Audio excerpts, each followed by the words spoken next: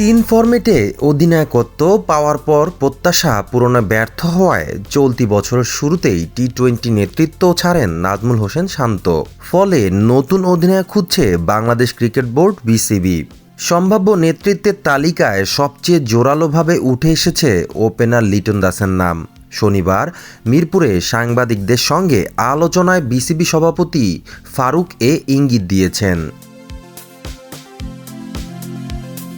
Test ও ওয়ানডেতে অধিনায়কত্ব চালিয়ে যাওয়ার আগ্রহ শান্তর থাকলেও টি-20-র জন্য দীর্ঘমেয়াদী নেতা চাইছে বিসিবি। ফারুক আহমেদ জানান, দ্রুত সিদ্ধান্ত নেওয়া হবে।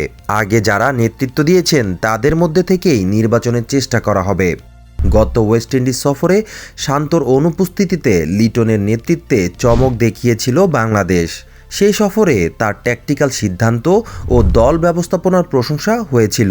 ফলে বিসিবির ভাবনায় লিটনের নামই পাচ্ছে প্রাধান্য। এদিকে দল পুনর্গঠন নিয়েও ভাবছে ক্রিকেট বোর্ড। ওয়ানডে থেকে সাদা পোশাকে বিদায় নিয়েছেন মুশফিকুর রহিম। মাহমুদুল্লাহর অবসর নিয়েও চলছে জল্পনা। নতুন করে দল গড়ার পরিকল্পনা প্রসঙ্গে ফারুক বলেন, ক্রিকেটারদের জন্য একটি স্পষ্ট রোডম্যাপ দেওয়া হবে। 2007 সালে তামিম, সাকিব, মুশফিকদের মতো নতুনদের এগিয়ে আনার নজির আছে।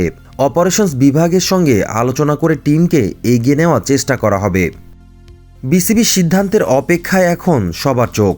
লিটনের নেতৃত্বেই কি টি-20 বিশ্বকাপের প্রস্তুতি শুরু করবে বাংলাদেশ? উত্তর মিলতে পারে আসন্ন ঘরোয়া সিরিজের আগেই।